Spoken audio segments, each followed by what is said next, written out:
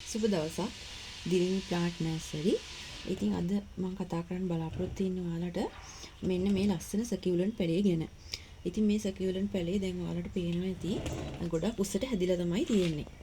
පැලේ තියෙන ඕන ප්‍රමාණයට ගොඩාක් උස්සට ගිහින් තියෙන්නේ. ඉතින් එහෙම වුණාම අපි මේ පැලේ කට් කරලා අලුත් පැලයක් හදාගන්නේ කොහොමද කියලා අද මම කතා කරන්න බලාපොරොත්තු වෙනවා.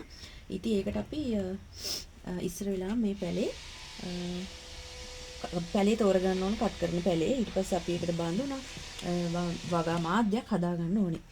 ඉතින් අපි මුලින්ම මේ වගේ බඳුනක් ලබාගෙන ඒකේ අඩියට මේ වගේ උළු කැට කැබලි ටිකක් එහෙම නැත්නම් ගල් කැබලි නැත්නම් net කෑල්ලක් වගේ දෙයක් ගල් කැබල්ලක් නම් පාවිච්චි කරන්න පුළුවන්.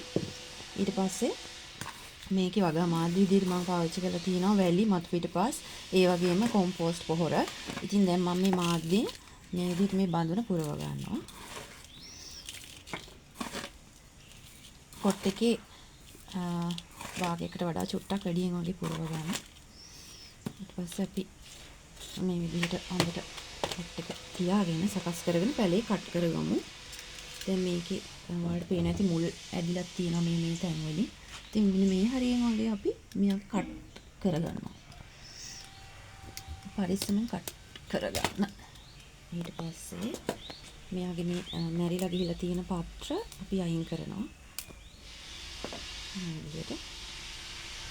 ඔන්න ඔය විදිහට තමයි ආ තියෙන්නේ. ඊට පස්සේ අපි සිදුරක් සකස් කරගෙන පරිස්සමට මෙයාව පොට් එකකින් ඉඳ ගන්නවා. වටේට මේ විදිහට තද කරලා තව පස් ටිකක් අපිට මෙයාට වටින් යොදා ගන්න පුළුවන්.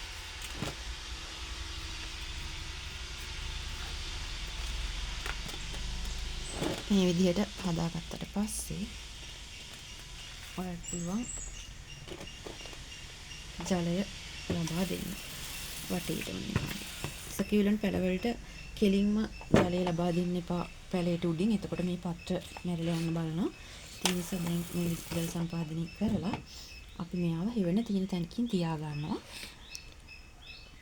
අවශ්‍ය වුණ විට පස් මාධ්‍ය වේලිලා ගොඩක් තද ගතියෙන් තියෙනකොට ඔයාලට පුළුවන් මේ විදිහටම ජලය ලබා දෙන්න. ඒතර නිලෝගී ලස්සන පැලයක් හැමදාම ඔයාලට පවත්වා ගන්න පුළුවන්.